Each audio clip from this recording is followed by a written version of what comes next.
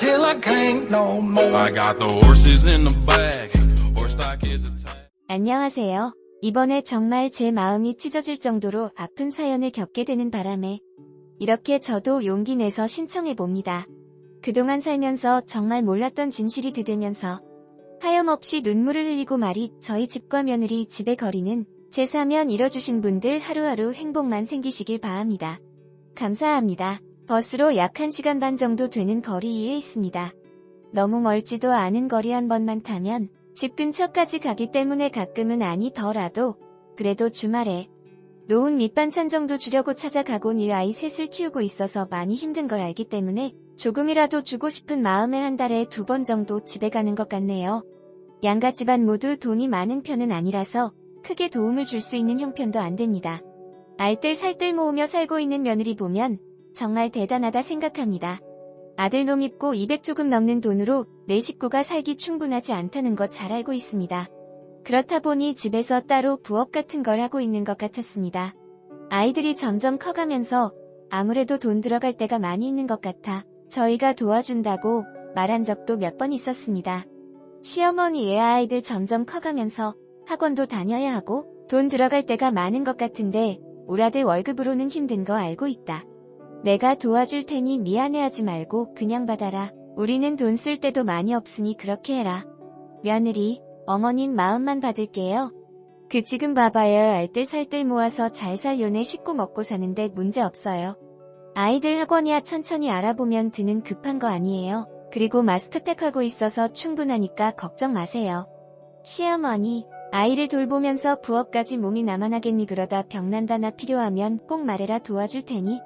지금 몸에 파스를 몇 개나 붙인 거니 보호대 차고 있는 것 보니까 많이 안 같은데 쉬엄쉬엄 해라 알겠지? 제 말에 웃으면서 답을 해주는 며느리도 여자인데 자기 자신조차 꾸미지 크 있는 모습이 안쓰러웠습니다. 정말 열심히 살고 있는 며느리를 보면 력도 강하고 매사에 항상 긍정적 이웃 아들 결혼은 정말 잘 시켰다 생각했습니다. 그런데 제가 눈으로만 봐온 며느리의 진짜 모습은 이게 전부가 아니었네요. 그동안 저를 속여왔고 진실을 밝히지 않아 너무 마음이 아팠습니다.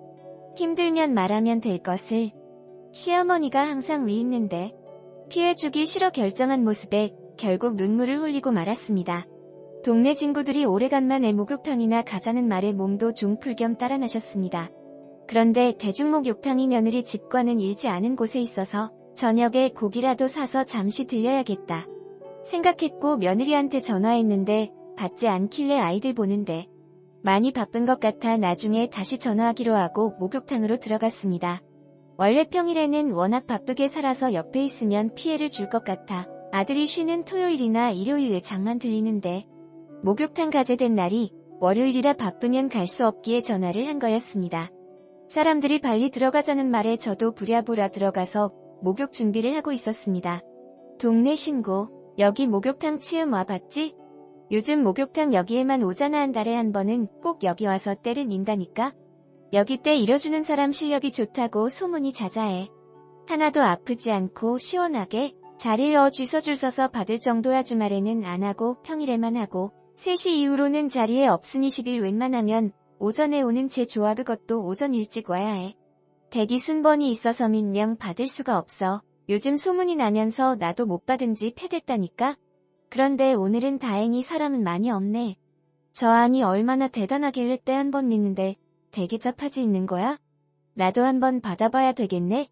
소문이 사자한 때 일어주는 사람에게 한번 받아보고 싶다는 말에 한 번씩 받아본 친구들은 저에게 먼저 양보를 했고 약간 기대하면서 들어가게 되었습니다. 들어가자마자 때 밀어주는 여자는 떼수건으로 장장거리면서 들어오는 저희를 보곤 큰 소리로 어서 오십시오라고 외치고 있었고 저는 탕에서 충분히 들어갔다 나와서 때 일어주는 사람에게 먼저 갔습니다. 저를 보곤 어서 오시라는 말과 31번 저에게 등을 보이며 부랴부랴 준비를 하고 있었고 매트에 누우면 된다는 말과 함께 옆으로 누웠습니다. 그리곤 떼수건을 장장 치곤 때를 일어주는데 하나도 아프지 않고 정말 시원했습니다. 등 쪽이 다 끝나고 뒤를 돌라는 말에 몸을 들렸는데 저와 눈이 마주신 전 다름 아닌 집에서 아이들을 돌봐야 하는 며느리였습니다. 서로 눈이 마주신 상태로 정적이 흘렸고 며느리도 엄청 당황을 했는지 손에 들고 있던 떼수 전을 떨어뜨리며 뒷걸음질을 쳤습니다. 저 또한 너무 놀라 아무 말도 못하고 있었습니다.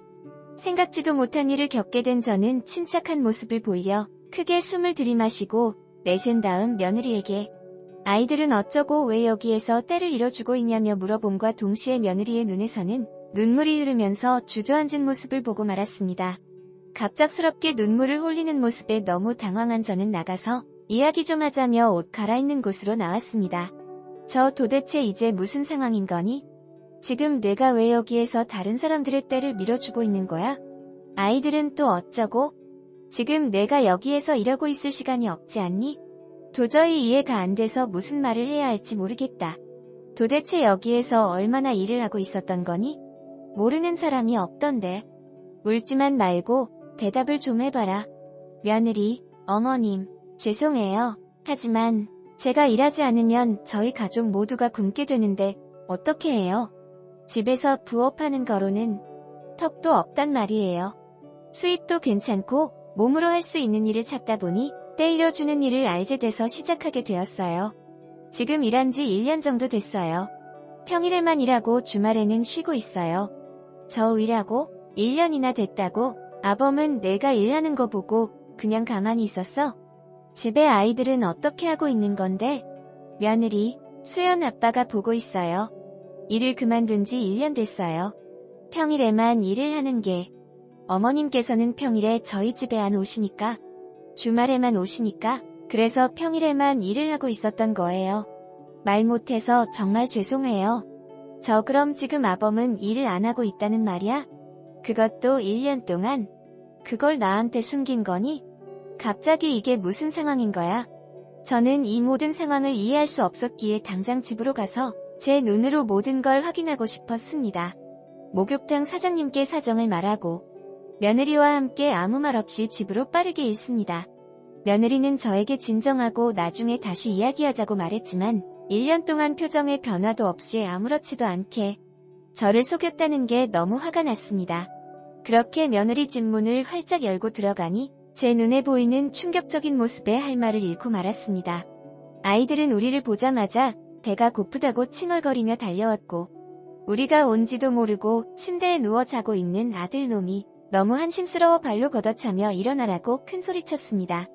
며느리는 그래도 자기 남편이라고 편들며 저에게 하지 말라며 말리고 있는데 한심스러운 아들의 얼굴을 보며 더욱더 화가 나 소리치기 시작했습니다. 그제서야 정신을 차린 아들은 저를 보곤 화들짝 놀라더니 눈을 비비곤 일어났습니다. 저 지금 뭐 하는 거냐?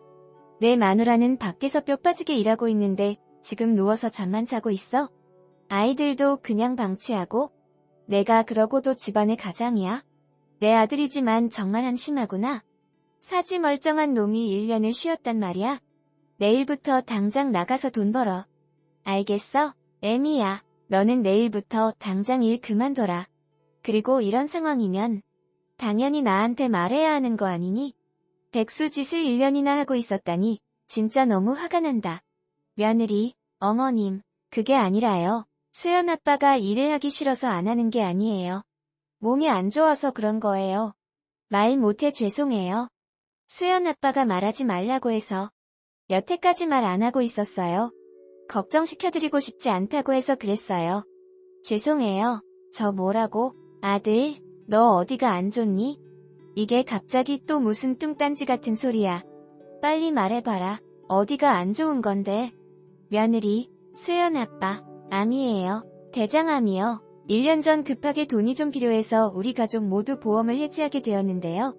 정말 별일 없을 줄 알고 해지한 건데 몇 달 후 수연 아빠 몸이 별로 좋지 않은 것 같아 병원을 찾게 됐는데 검사한 결과 대장암 판정을 받게 됐어요. 저는 이 말을 듣고 있는데도 믿을 수가 없었습니다. 그제서야 아들이 살이 빠진 걸 이해할 수 있었고 그저 일이 바쁘고 고돼서 빠진 거라 생각했는데 그게 아니었습니다. 이런 상황까지 오게 한 행동들 때문에 너무 화가 났습니다. 그리고 며느리의 입에서는 대장암 위기라는 말을 듣게 되었고 그렇게 양가 집안 모두 한자리에 모여 가지고 있는 돈을 모아 치료를 받기 위해 병원으로 들여보냈습니다. 계속해서 아들은 죄송하다고 말하며 눈물을 흘렸고 저는 너희 가족만 생각하라며 안아줬습니다. 그렇게 아들이 병원에 입원해 있는 동안 제가 아이들을 봐줬고, 며느리는 다시 목욕탕에 가서 사람들 떼를 밀어주며 먹고 살려고 노력하고 있습니다. 이런 모습에 정말 감사하다고 생각합니다. 처음에는 이해가 되지 않았지만 모든 걸 알게 된 저는 결국 눈물을 흘리며 며느리에게 고맙다고 말하면서 안아주었습니다. 며느리는 열심히 노력한 만큼 좋은 결과 있을 거라며 제 손을 잡아주면서 그동안 말 못해서 죄송하다는 말과 함께 웃으면서 마저 밀어드리지 못한 곳 마무리 지으러 오시라며 눈물을 흘리고 있는 저에게 다시 웃음을 주었습니다. 이런 며느리가 저희 가족이라는 거에 정말 감사할 뿐입니다. 저희 아들과 결혼해서 지금까지 계속 고생만 하고 있어서 정말 마음이 아프네요. 제가 해줄 수 있는 모든 걸 지원해주려 합니다. 저희 며느리에게 고생한다고 말 한마디 해주시면 정말 감사하겠습니다. 늦은 나이에 이렇게 사연 올리는 것도 쉽지 않았네요. 제 사연 읽어주신 분들 하루하루 행복한 날들만 생기시길 바랍니다. 감사합니다. Cold fish mit beide. Aus der Kopf des